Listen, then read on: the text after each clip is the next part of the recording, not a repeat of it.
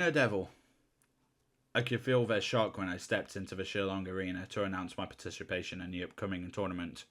They'd likely heard the stories of Dizang, but they had no idea who the man behind the mask was. I'm sure they wondered how a guy like me went from patrolling the streets of New York to overseeing an ancient city of refugees and outcasts.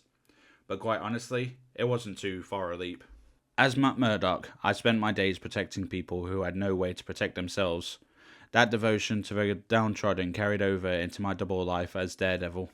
So even as the endless war between gods and demons devoured my life and all those I had held dear, my focus was on making sure that no innocents got caught in the crossfire. But the safety of my people came at a steep price, a price of my soul. To save lives, I had to deal with a hand first.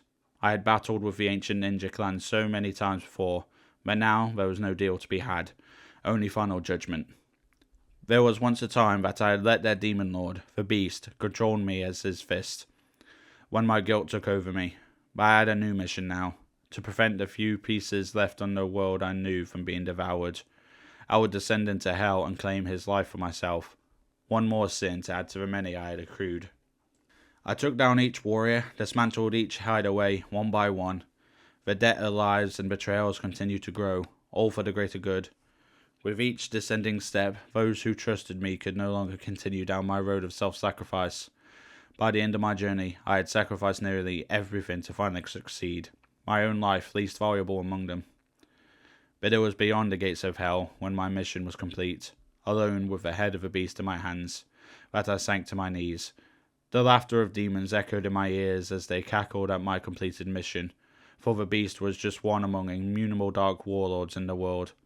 I listened to the gnashing of teeth across the splinter realms, to the terrified screams of divine beings from across pantheons known and unknown, to the final gasps of the fallen tossed into what they called the God Quarry.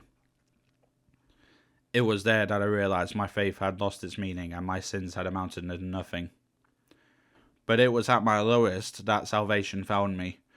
When I vanquished the beast, a captive spirit named Lin Long was set free. This immortal dragon offered a deal. He would help me absorb the beast's power if I would become its new champion, helping to restore his home, the 8th city, to its proper place in the heart of heaven. It was the definition of necessary evil, and it was a burden that only I could be trusted to bear. That's how I became Dizang, a champion devoted to saving other lost souls. My people may have called me something new, but the horns still fit just the same. Lin Long told me that together we can end a war raging beyond the walls of the cities. So, while my fellow heroes were busy battling for Xiao Lao's chi, I have a different prize in mind, the Sword of Fu Si. According to Lin Long, it's the only weapon capable of breaking the seal in the tomb of his master, Chiu, an ancient god capable of restoring balance to the universe. But there's a catch, as always. The sword was broken, and its fragments were absorbed into the arms of Lin Lai, the current Iron Fist. Based on our encounters so far, I can tell that he's a noble warrior, but I have a feeling he's not going to sacrifice his sacred weapon willingly, which means I'm going to have to take it, the hard way. I don't have any desire to harm the protector of Kunlun, remember Danny, but if we don't end this war soon, so many more will suffer. Not just seasoned warriors like us, but innocent children like little Lorsa.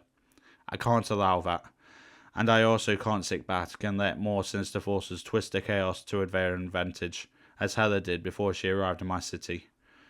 Throughout my life, I've always fought for the greater good at any cost. As long as there's still some good left in the world, I'm not planning to let anyone stop me now.